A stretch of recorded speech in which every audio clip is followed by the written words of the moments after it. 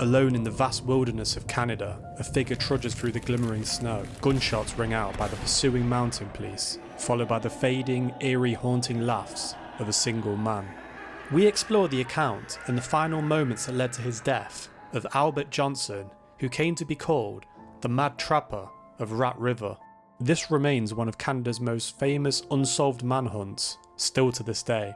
Crossing rivers, scaling mountains and travelling over 150 miles in temperatures below -40, he left no tracks, no scent, like a phantom, utilising survival skills and intimate knowledge of the unforgiving wilderness to his advantage, stirring up national attention from multiple shootouts, including 2 injured police officers and 1 murdered in cold blood.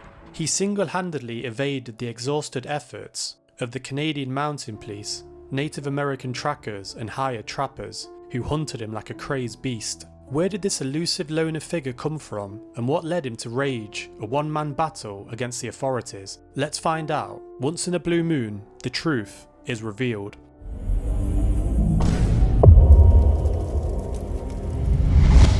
In the summer of 1931, a gaunt, silent stranger, Albert Johnson, arrives in Fort McPherson, Northwest Territories. He builds a small log cabin near the Rat River, far from any settlement.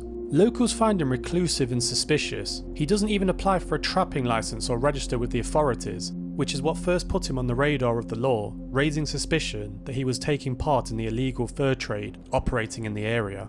As the other trappers started complaining that their traps were being tampered with in the dead of night and their catchers going mysteriously missing, furs were not just commodities, but the backbone of survival. Exchanged for food, medicine and supplies, communities survived on trade. For someone to live alone outside this network was more than odd. It was unsettling. The Royal Canadian Mounted Police, seen as both lawmen and symbols of order in this vast frontier, were duty-bound to investigate anyone who upset this balance. To bypass the system wasn't just a matter of being off the books, it was stealing from an economy that the locals depended on for survival. A man trapping without papers was more than a loner, he was a threat. In December, the Royal Canadian Mounted Police, acting on complaints from these established trappers, visited Johnson's cabin to question him. He refused to speak to them and were met with silence as he refused to unlock his doors. The frozen breath of the policeman in the air, their knock echoing across the snowy clearing, and inside, the faint flicker of light through the cracks of the cabin's logs. Yet not a word, not a sound, only the weight of suspicion thickening with each passing second. To some, it was a first glimpse of a man who wanted nothing to do with civilization, and to others, it was the calm before the storm. The silence said more than words ever could. Some believed Johnson was a foreigner who couldn't speak English. Others whispered he was a fugitive hiding from justice. Was he terrified of the authorities, or simply determined to live his life untouched by civilization? To this day, no one truly knows. The officers left to obtain a warrant. Soon after they returned with the warrant, Johnson fires a gun through the cabin, injuring one of the officers, who, completely surprised and panicked, retreated to plan for a larger response to this hostile reception. This marked the beginning of Johnson's war with the authorities. January 9th, 1932. Another shootout occurs at Johnson's cabin, with over 9 police officers, sled dogs and volunteers attempting to capture him. According to reports, Johnson holds them off for 15 hours despite sub-zero temperatures and even a dynamite blast in an effort to flush him out. The blackness of night broken only by the orange glow of dynamite sparks, the thunderous explosion rattling across the valley, dogs howling in terror, and through it all, Johnson firing back with unrelenting precision. The police had come expecting a frightened Hermit. Instead, they found a man capable of military-style resistance. When the Canadian Mounted Police finally broke in, he was gone. Finding the cabin abandoned and half destroyed from the dynamite, Johnson had fled into the wilderness for a dugout in the dead of night. Not wanting to risk him returning, they destroyed the remains of the cabin. It was here the newspapers seized on the story. The idea of a lone man outsmarting and outfighting Canada's finest captured the public imagination. Headlines screamed, "The Phantom of the North," and "The Mad Trapper escapes again." For many, the chase became entertainment, a living, breathing Wild West drama unfolding out in the Arctic frontiers.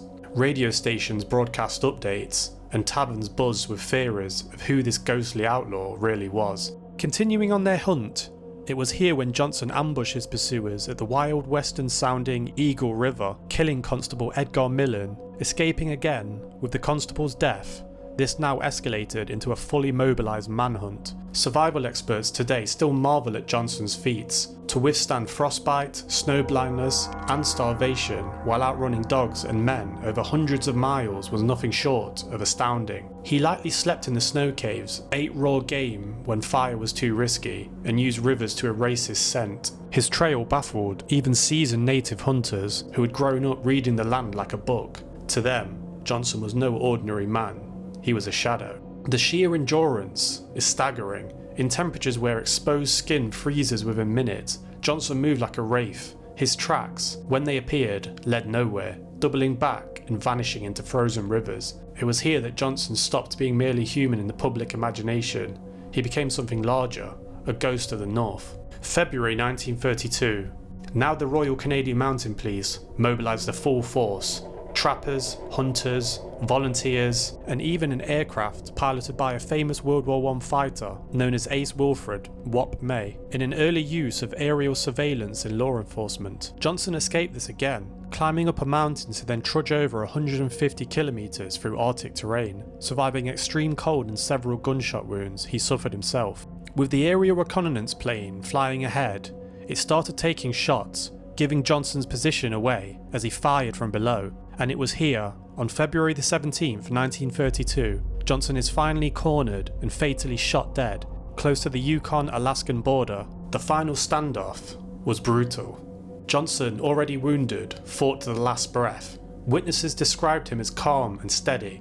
Every bullet was fired with intent, even as blood seeped into the snow around him. The silence after his fall was deafening, broken only by the ragged breaths of men who had spent weeks chasing a phantom, now staring at a human body that looked all too ordinary. He had been on the run for a total of 48 days. When his body was checked, he was found to be carrying over $2,000 in Canadian and US dollars, and it was spotted he had various gold dental work suggesting high quality dental care, hinting at a more affluent background than most people would expect for someone living out in the wild for his entire life. This discovery baffled authorities. Who was this man with money, perfect gold dentistry, and survival skills that rivaled any frontiersman? He was too refined to be a drifter, too skilled to be an amateur, and too silent to ever be understood. Some suggested he was a soldier who had seen the worst part of war and wanted nothing to do with society, suffering from PTSD.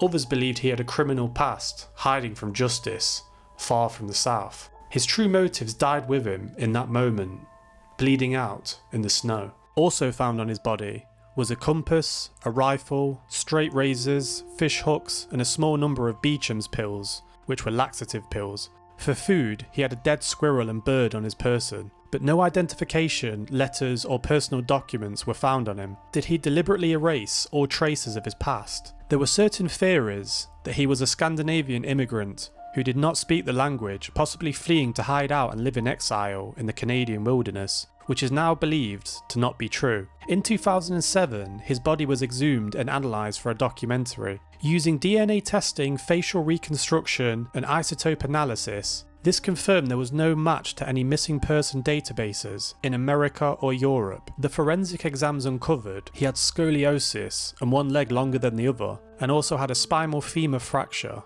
possibly from a bullet, that exploded in his hip area. Yet questions haunted investigators. How had a man with such obvious physical limitations outrun and outlasted so many? Was pain his constant companion, or did he simply will himself beyond human limits? However, it still remains his identity is a complete mystery despite researchers' and detectives' best efforts, with no personal letters, no family links, and no reason to what brought him up to the frozen north. Was Johnson a wealthy man who rejected society during the Great Depression, a runaway criminal using Canada's frozen north as cover, or simply a man so determined to be free, he would kill to keep it? The absence of answers ensures his legends never fade. Each new theory only fuels the fire. Even after his death, the land seems to remember him. Hunters swore they glimpsed a figure in the distance, watching them from snowy rivers. Trappers claimed to hear a faint, mocking laughter when storms rolled through the valleys. Whether spirit, myth, or imagination, the mad trapper became part of Canadian folklore, the embodiment of the wildness itself, untamed and unforgiving. This is Blue Moon. Subscribe for more strange history and unsolved mysteries. See you in the next one.